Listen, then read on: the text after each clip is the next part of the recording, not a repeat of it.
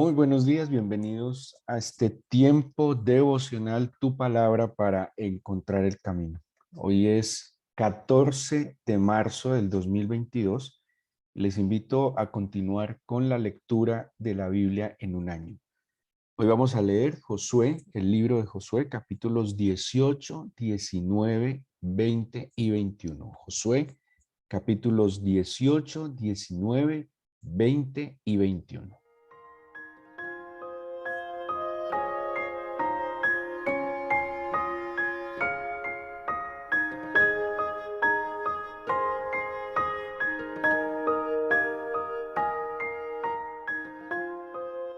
Si han tenido la oportunidad de seguir la lectura del libro de Josué, vemos cómo pues eh, cambian las cosas que ellos deben enfrentar. La semana pasada hablamos de tres cosas en términos generales que se deben enfrentar en la vida y en cada proyecto que creemos nosotros como cristianos, que son los proyectos que el Señor va poniendo delante de nosotros. Cada proyecto así lo creemos, implica la bendición de Dios sobre nuestras vidas, pero también implica que nosotros demos la gloria al Señor de vida en el cumplimiento de cada uno de estos proyectos y de esos propósitos del Señor.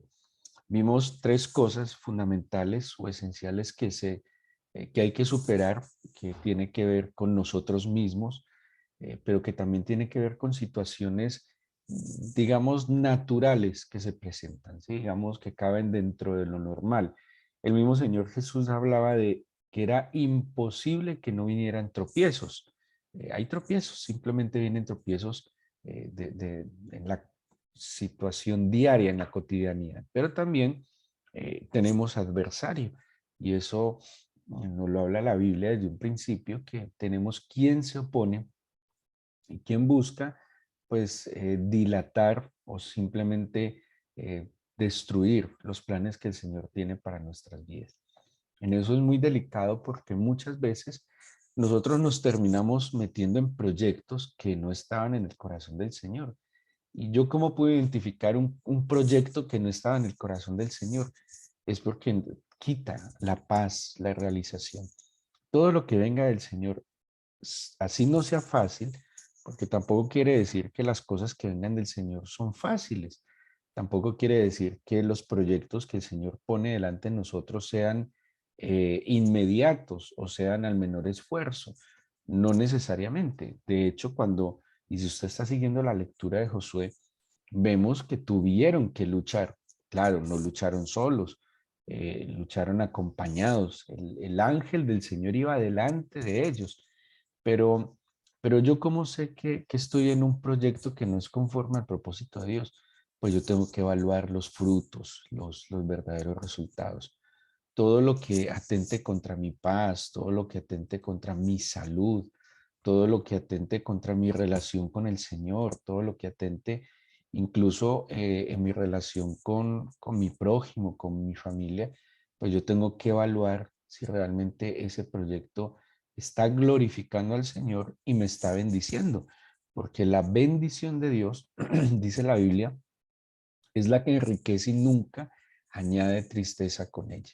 Entonces, a veces, claro, el enemigo, como él busca matar, hurtar y destruir, buscará estrategias, es también estratega, y el engaño, el meternos en planes que simplemente no vienen del Señor.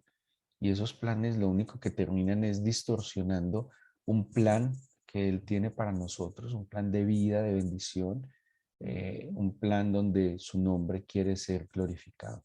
Hay muchos proyectos y es lo que cada día debemos evaluar. ¿Este paso que voy a dar te glorifica?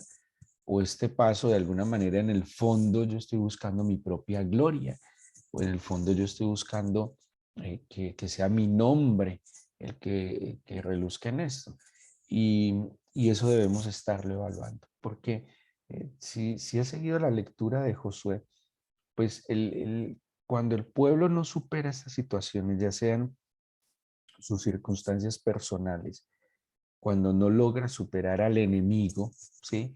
Cuando no logra, pues poner al Señor delante de él para que en lo que es natural el Señor obre sobrenaturalmente, pues va a pasar lo que nos compete hoy en el capítulo 18. Y en el capítulo 18 Josué reúne a la congregación, dice el versículo 1, en Silo, y erigieron allí el tabernáculo de reunión después que la tierra les fue sometida. Y ojo con esto, que aquí aparece la tierra les fue sometida, pero vamos a ver unos versículos a continuación, donde Josué les dice, el versículo 2, pero habían quedado de los hijos de Israel 7 tribus a las cuales aún no habían repartido su posesión. O sea, habían conquistado. De hecho, usted pudo haber leído este fin de semana acerca de Caleb, que es una historia muy especial por la edad de Caleb, la actitud de Caleb. Acordémonos que Caleb es el compañero de Josué, es el único que salió desde Egipto y llegó a la tierra prometida. Y Caleb, a pesar de su edad, le dice a Josué, deme ese monte que yo lo conquisto. Sí, fue muy, muy diligente. Pero aquí vemos que habían conquistado, acuérdense que ellos conquistaron en masa, digámoslo así, o sea, no es que cada tribu cogió su parte y la conquistó, sino que ellos fueron tomando posesión de la tierra en grupo. Y llega un momento y les dice Josué en el versículo 3, ¿hasta cuándo seréis negligentes para venir a poseer la tierra que os ha dado el Señor, el Dios de vuestros padres? Ya habían, digámoslo, ya habían conquistado, pero todavía no se habían posesionado y no se habían repartido la tierra. Y aquí Josué les está diciendo algo, negligencia. Les ha faltado diligencia, ¿sí?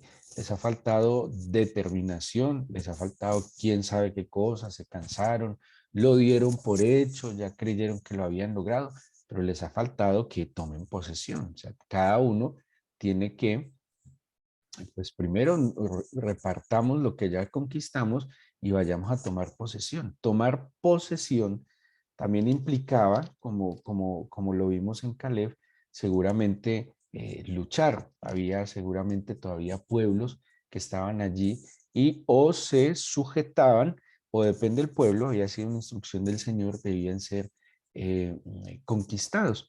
Ahora, dice el versículo 4. Señalad 3 varones de cada tribu para que yo los envíe y que ellos se levanten y vayan por la tierra y la describan conforme a sus heredades y vuelvan a mí. Y la dividirán en 7 partes y Judá quedará en su territorio al sur y los de la casa de José en el norte. Vosotros pues delinearéis la tierra en 7 partes y me traeréis la descripción aquí y yo os echaré suertes aquí delante del Señor nuestro Dios. Versículo 7. Pero los levitas ninguna parte tienen entre vosotros, porque el sacerdocio de Jehová es la heredad de ellos. Entonces, ¿qué pasó acá? Y aquí a mí me llama mucho la atención. Vuelvo y digo, esto es un libro tan antiguo y que sea tan preciso en tantas cosas, ¿sí? Y ciertos detalles de la Biblia no los podemos pasar por alto porque en todos ellos hay enseñanzas e instrucciones para nosotros. Tenemos acá una tierra que van a conquistar. Eran 12 tribus que implicaba algo así como 12 familias. Estamos hablando de familias que eran miles de personas. De alguna manera, esas 12 familias, al llegar a esta tierra, se iba a convertir cada familia en un territorio. Entonces, si lo viéramos en el caso colombiano, cada familia iba a ser más o menos como un departamento. Si habláramos de un país como Estados Unidos, cada familia llegaría a ser un estado. Esa era la idea. Entonces, cada grupo familiar debía asignársele una zona donde iban a vivir. Y hay un detalle que ahorita lo vamos a ver y dice conforme a sus familias. O sea, conforme al número de personas de cada uno de estos grupos va a ser el territorio que les va a tocar. Ahora, el territorio era completamente irregular, ¿sí? Habría unas partes que están en la costa, habría unas partes que están en la montaña, habría unas partes que les tocaría desierto, algunas partes les tocaría seguramente más agua, menos agua. Por eso Josué dijo, vengan acá, marquémosla y echemos suertes el que le toque a cada uno, ¿sí? Entonces, ¿qué mandó? Dice 3 príncipes. ¿Se acuerdan que en el pasado Moisés había mandado 2 príncipes que hicieran algo parecido, que fueran, que contaran, que identificaran, que hicieran un diagnóstico y que volvieran? Algo muy, si lo analizamos, aquí la Biblia nos está dando una especie de proceso administrativo, ¿sí? Primero, hay que dejar de ser negligentes. O sea, cuando uno mira a Josué, hay mucha estrategia, no solo militar, hay estrategia administrativa y estamos hablando de la administración de un estado.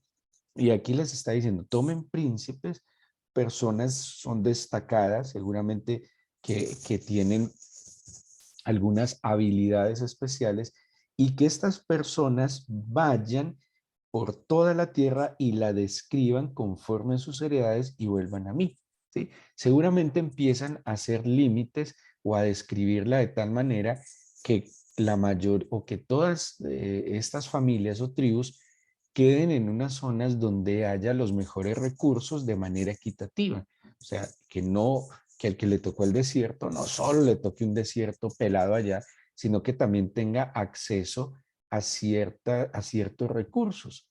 Lo mismo, el que le tocó las montañas, pues que no solo le toque montañas, sino que tenga acceso a ciertos recursos. Es muy interesante porque de esa manera fue repartida la tierra. Ojo, conforme a las familias, o sea, el número, más cantidad de personas, pues les iba a tocar un territorio más grande y pues los que fueran menos, un territorio más pequeño. Eso es justo, eso es equitativo.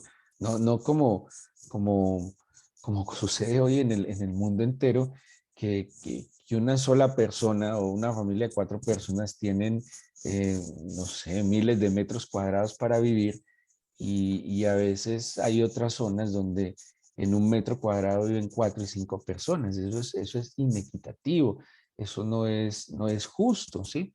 Y en esta estrategia que el Señor le da, hay eso, equidad. Ahora, había unas ciudades, unas tribus que ya habían conquistado y tenían su territorio, que eran Judá, Gad, Efraín, Manasés y Rubén. Acuérdense que Caleb era de Judá.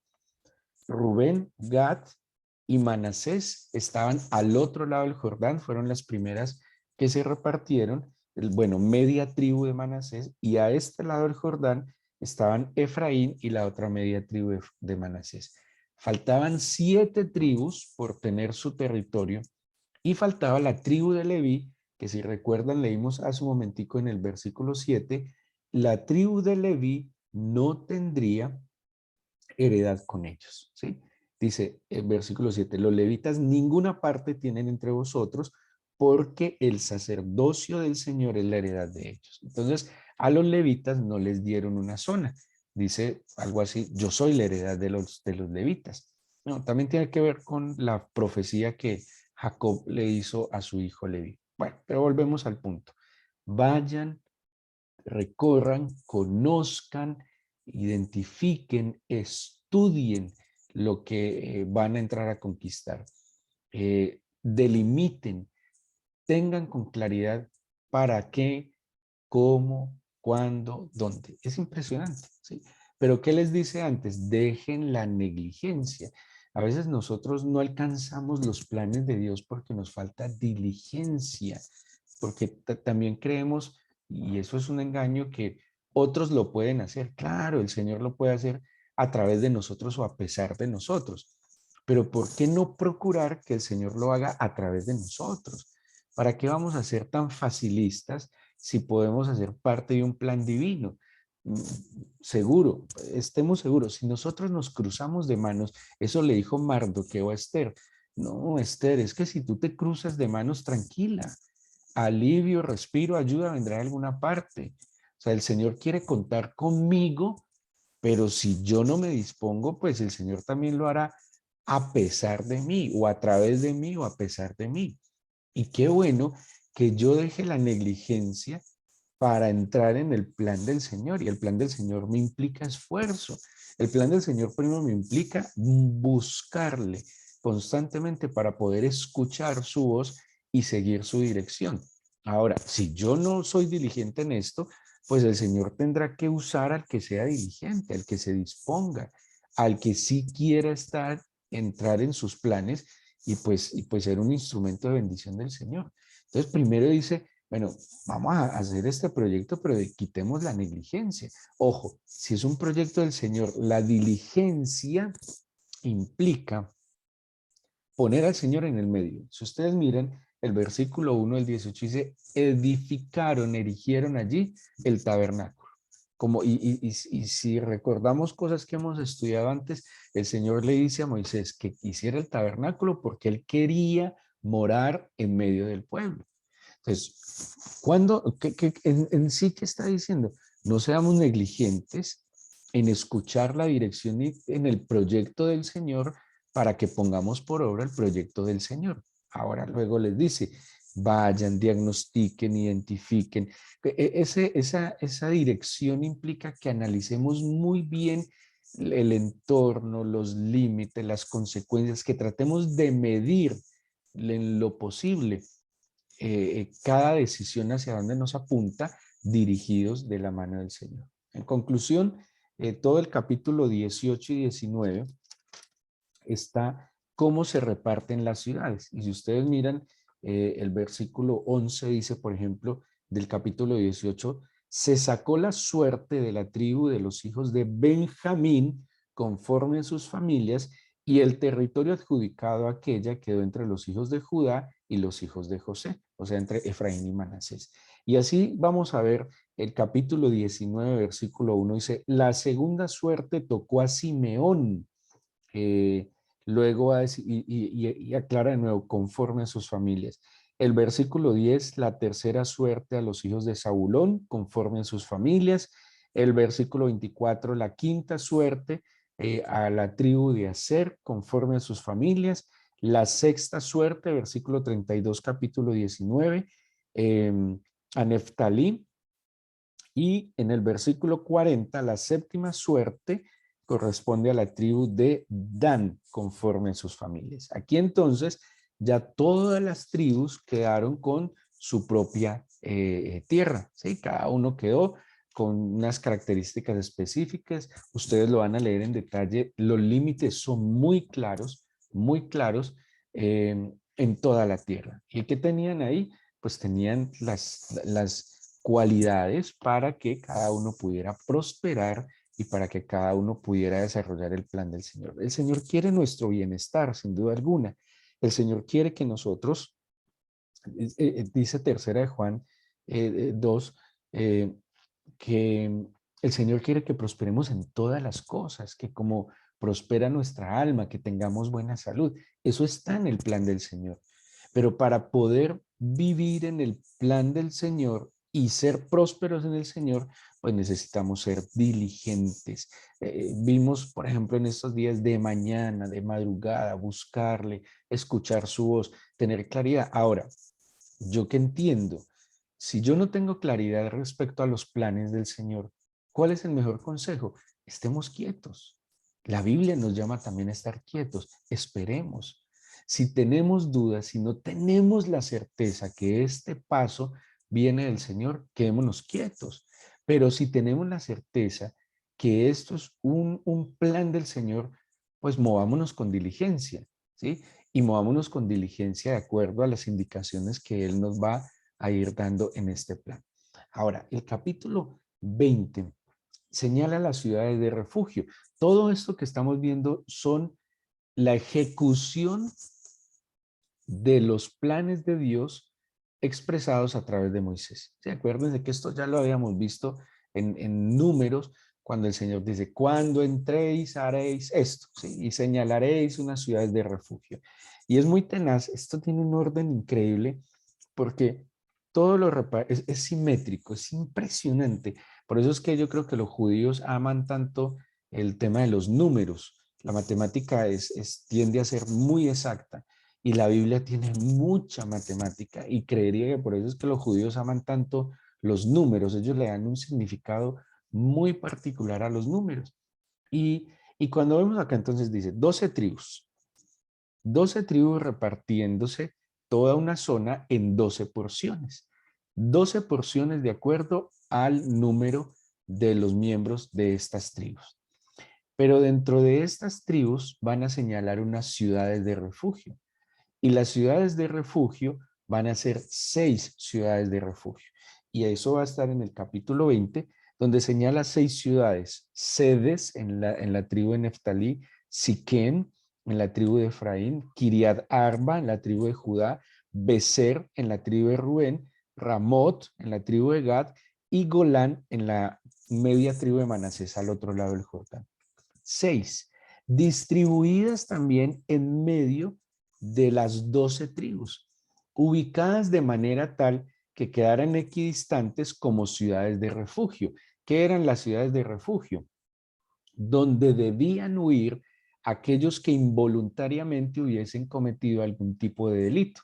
Era como una especie de centro reclusorio, pero de rehabilitación, ¿sí? La idea de estos eran ciudades, ni siquiera eran intramurales, sino que eran ciudades, solo que no podían salir de esa ciudad y allí tendrían la oportunidad ¿cómo se dice?, de resocializarse, que debería ser el propósito real o es, solo que en la práctica no se cumple, de un centro de reclusión. Ahora, estas ciudades de refugio eran necesarias para que, vuelvo y les digo, como equilibrar el tema de la balanza y mantener la justicia social.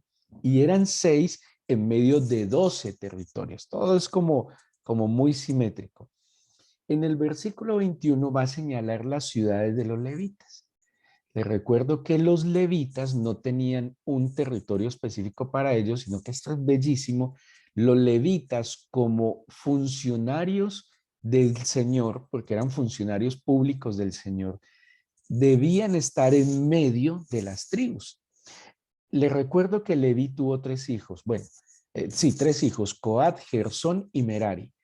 Los hijos, dentro de los hijos de Coat están Aarón y Moisés. Moisés y Aarón son descendientes de Coat, hijo de Leví.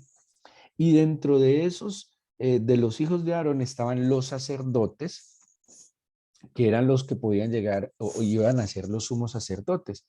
Y el Señor les dice, eso está en el capítulo 21, que los sacerdotes, o sea, los hijos de Aarón, sus nietos, descendientes, sus familias, y de Moisés, porque estaba ahí, iban a vivir en medio de las tribus de Judá, Simeón y Benjamín. Ahí los ubico.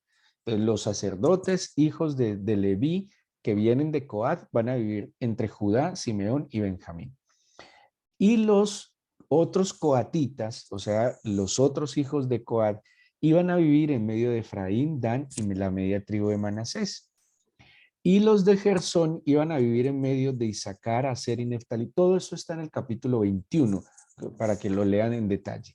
Y entre los hijos de Merari, que era el otro hijo de Leví, iban, o los hijos de Merari, también levitas, iban a vivir en medio de Rubén, Gad, Zabulón y la otra media tribu de Neftalí. O sea que los 3 hijos de Leví y los sumos sacerdotes y sacerdotes, esos 4 grupos de servidores públicos del Señor iban a estar distribuidos en medio de 4 grupos de tribus, ¿sí? Por eso vemos de a 3, Judá, Simeón, Benjamín, Efraín, Dan, Manasés. Cada grupo de levitas iba a estar en medio del pueblo porque tenían el encargo de velar por la vida espiritual de cada uno de ellos. Es muy equitativo, es muy equilibrado, ¿sí? Y así los distribuyó y así los organizó. Y todo estas instrucciones buscaban que el pueblo viviera en tranquilidad, que viviera feliz, que pudieran desarrollar sus talentos, sus dones. Todo lo que desequilibre el plan del Señor empieza a traer desgracia. Entonces, por darles un ejemplo, el cuerpo del ser humano fue diseñado para tener unas horas donde debe dormir, otro tiempo donde se debe alimentar, otro tiempo donde debe producir y ejercitarse. El deber ser, no es sano para un cuerpo estar 8, 10 horas sentado. Debe buscar un espacio donde se dinamice. Todo en equilibrio trae paz, trae beneficios y trae felicidad. No todo podía ser trabajo, no todo podía ser vacaciones, no todo podía ser estudio, no todo podía ser, y esto les va a sonar extraño, ni siquiera oración. Imagínense donde decidieran estar orando día y noche, día y noche, día y noche. Entonces, ¿qué pasaba con su cuerpo? Entonces, ¿qué pasaba con su alma? Todo tenía que ser equilibrado. Moisés se pasó 40 días y 40 noches en el Sinaí, pero cuando descendió, no crean que él se quedó orando toda la vida y ayunando toda la vida. Debía ejecutar la visión que recibió. Equilibrio, equilibrio. Es otra palabra muy clave en la vida, en la Biblia. El libro de Eclesiastés nos enseña mucho de equilibrio. En un término coloquial nuestro sería ni mucho que queme al santo, ni poco que no lo alumbre. Equilibrio. Y cuando vemos esta distribución, cuando vemos estas funciones, el Señor quería que viviéramos una vida equilibrada, equitativa, justa y tranquila. Pero cuando nuestra vida se empieza a ir más hacia un lado que para el otro, cuando nuestras emociones, nuestros pensamientos, nuestras intenciones se empiezan a ir más de un lado para otro, eso empieza a traer enfermedad física, enfermedad en el alma y a complicar nuestras relaciones interpersonales. Claro, no hay suficiente descanso, entonces la cabeza no funciona igual y si la cabeza no funciona igual, las emociones no funcionan igual, el cuerpo no funciona igual, el espíritu obviamente está medio alterado y empezamos a tener dificultades innecesarias. La Biblia es clara en llevar una vida tranquila, equilibrada, justa, ecuánime, ¿sí? Habrá momentos puntuales, pero es que cuando esos momentos puntuales, digamos, de recarga laboral o académica, o no sé, o física, lo que sea, cuando esos puntuales se vuelven muchos puntos, pues ya no son situaciones puntuales y eso empieza a generar alteración y caos. No nos podemos pasar toda la vida en estrés, no nos podemos pasar toda la vida en exceso de trabajo, no nos podemos pasar toda la vida en exceso de estudio, porque ¿de qué sirve que agotemos nuestra vida en esas que nosotros nos consolamos diciendo, no, esto es algo puntual, pero hay gente que lleva en eso puntual meses, años, décadas y están ya colapsados. No, lo puntual de verdad es puntual y se debe superar, pero no me puedo quedar en una vida como en puntos suspensivos, ¿sí? Así que todo esto que nos muestra la Biblia, que a veces nos dará como jartera leerlo, cuando empezamos a leer nombres y pasamos hojas, ¿y esto qué tiene que ver con esto? Tiene mucho que ver, tiene que ver con instrucciones. Y si el Señor se las dio a Josué tan precisas, ¿por qué el Señor no podrá darnos a nosotros instrucciones precisas de acuerdo a sus planes y propósitos para nosotros? Vamos a orar, entreguémosle este día, esta semana al Señor.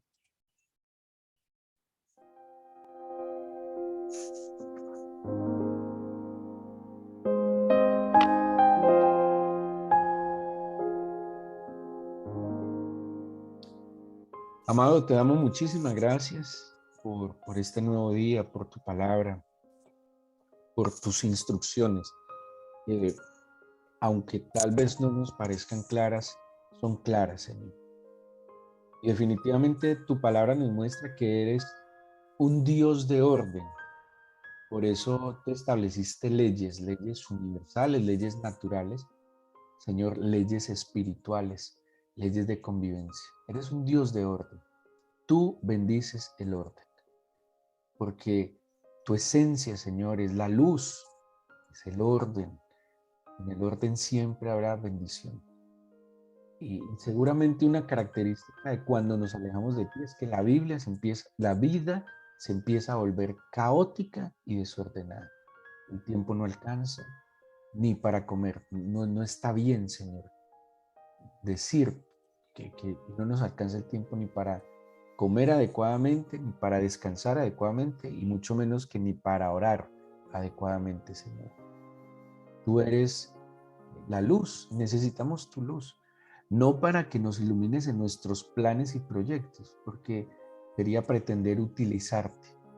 No tiene sentido, eso no es la vida de fe. La vida de fe no es buscarte para que nos ayudes en nuestras situaciones. La vida de fe es buscarte para ajustarnos a tus planes. Y tus planes siempre serán mejores que los nuestros, perfectos.